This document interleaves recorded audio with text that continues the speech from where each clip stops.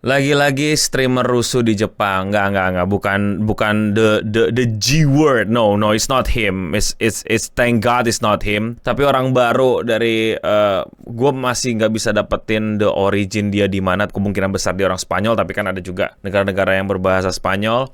Tapi namanya adalah Kelton G. Dia ini baru aja melakukan sebuah insiden yang cukup fatal menurut gue, dan ini ya kali nggak ditangkap.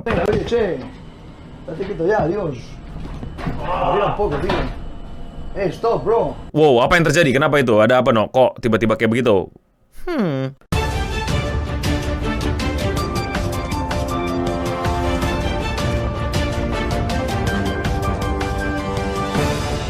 Jepang adalah negara yang sangat gue favoritin untuk menjadi destinasi gue untuk jalan-jalan. Gue tahun depan mau ke sana lagi, dan makin khawatir gue di sana gue dapat judgmental bahwa gue adalah orang yang bakal mengganggu dan lain-lain. Dan gue berharap itu adalah hal yang salah dan keliru. Mereka yang salah judgment, gue juga membuktikan kalau gue nggak bakal kayak gitu. Karena baru-baru ini terjadi lagi seorang streamer melakukan everything for view, everything for traffic, dan nggak bisa mengerti bagaimana Jepang seharusnya. Yang penting rusuh aja dulu, teriak-teriak dulu kayak di negara lu. Nanti kalau kenapa-napa ya nggak tahu. Namanya Kelton G, dia adalah content creator yang berbahasa Spanyol. Kemungkinan dia berasal dari Spanyol. Dia punya angka yang cukup besar untuk seorang YouTuber Spanyol. Pengikutnya di Twitch ada 5 ribuan, dan di Instagram dia juga follow sama 30 ribuan orang. Kalian gak usah tahu Instagram dan Twitch yang mana. Tapi ya intinya baru-baru ini dia baru aja lagi main ke Jepang. Lebih tepatnya dia ke Fukuoka, dan ya seperti biasa lah streamer-streamer Twitch, dia melakukan live streaming di situ. Dan terjadilah klip yang barusan kalian lihat, yang kayak gini. No para de llamarme, tú. Me he sentado aposta lejos aquí y dice... ¿Is it me? Ah, no. What is this? No volumen. ¿Qué ha pasado? It's okay or no? What is the... Seperti yang kalian lihat, sepertinya ada Oji-san yang berusaha untuk menegur dia, karena obviously dia berisik. Dia berisik banget, walaupun nggak ngerusuh ngedance atau muter lagu-lagu berisik di kereta-kereta Jepang, tapi setidaknya dia berisik. Dan satu hal lagi, dia juga duduk di kursi prioritas. Seperti yang kalian lihat, itu ada gambar prioritas di situ. Kalau kursi yang dia dudukin itu kursi untuk elder. Sebenarnya kursi yang elder nggak menjadi sebuah masalah besar ya, karena banyak orang juga yang gue udah lihat dan gue udah pelajarin kalau ya nggak terlalu rame, nggak terlalu banyak dipikirin lah. But rule is rule, right? Ya kenapa lu mesti duduk yang di prioritas? Banyak kursi kosong lainnya juga yang nggak prioritas. But yang paling ditegur adalah dia berisik di kereta, karena yang gue denger juga Oji-san di situ nyebut kata uruse, berarti maksudnya adalah berisik, diem lu. Tapi sepertinya dia menolak, dan dia malah melakukan gerakan yang sangat tidak perlu, yaitu mendorong Oji-san tersebut. but it's okay.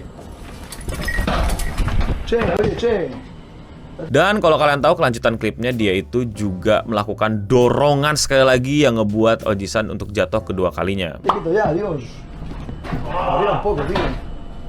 Stop, bro. Jadi ini terjadi 2 kali dorongan ke orang tua di kereta, yang jelas-jelas lu lebih muda, lu lebih strong, lu by one sama 10 Oji-san juga masih menang lu. Tapi dia menggunakan menurut gua sangat-sangat kekuatan yang berlebihan hanya untuk so-called defend himself. That's too much buat gue, sangat-sangat too much, dan sangat-sangat tidak bisa dibenarkan sih. Dan orang-orang di Twitter pun langsung pada marah-marah, langsung pada nyari tahu dia, langsung pada pengen ngecek dia siapa, ngapain aja, dan akhirnya dia berusaha bikin klarifikasi di Instagramnya dengan menunjukkan video yang lebih panjang versinya. Jadi yang kita lihat di Twitter yang rame disebar itu adalah video pendek ya, tapi dia bilang itu video potongannya nggak lengkap, yang lengkap kayak gini. What is this?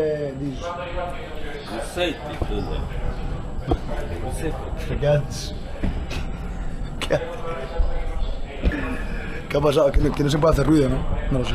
Yep, sepertinya konteksnya kita makin dapat ya, kalau emang ternyata si Oji-san yang pertama kali berusaha untuk so-called contact fisik dengan dia. But what can Oji-san do, man, dengan force yang kayak gitu? Yang awal-awal ngebela diri dia masih oke lah, cuman gini doang gitu, cuman woi jangan pegang gua gitu. Walaupun dia juga salah yang berisik di kereta gitu ya. But menurut gua, walaupun konteksnya full pun, walaupun kita udah lihat potongan yang lebih full pun, buat gua masih it's still unnecessary untuk dorong orang tua 2 kali sampai ngejungslek kayak gitu. Bang, itu sangat-sangat berlebihan, itu sangat-sangat tidak perlu, itu sangat-sangat, menurut gue sih polisi harus segera nangkep nih orang, mesti segera diamankan. Again, lagi-lagi banyak banget orang-orang yang di luar Jepang itu nggak paham dengan bagaimana culture dan rule di Jepang. Kereta itu tempatnya untuk diem. Gue sendiri pun di Indonesia juga berharap ini ditekankan ya. Kereta itu tempat untuk lu, ya lu bisik-bisik boleh, lu ngobrol-ngobrol sama temen lu boleh, kecil-kecil aja gitu kayak, iya ini gini-gini, iya gitu, nggak yang nggak usah, wah gila nih, dia suka sama gua, iya lu suka sama dia gitu, kencang banget ngapain. Di Indonesia juga sering gue denger kayak gitu, kayak men lu turun dari kereta juga masih bisa obrolin itu, atau nggak dipelanin aja, atau muter kencang-kencang gitu. It's okay man, play your TikTok, do your ritual doom scrolling, tapi ya kecilin volumenya gitu. Gue juga kayak gitu kok, tapi ya kecilin aja gitu sampai gua aja yang bisa denger dan yang lain nggak perlu denger gitu. Nggak yang full speaker juga gitu. Bahkan tuh sampai ada yang buset orang dikirimin voice record sama orang, gue pikir penting apa nggak, ternyata cuma bercandaan kayak enak nih jalan-jalan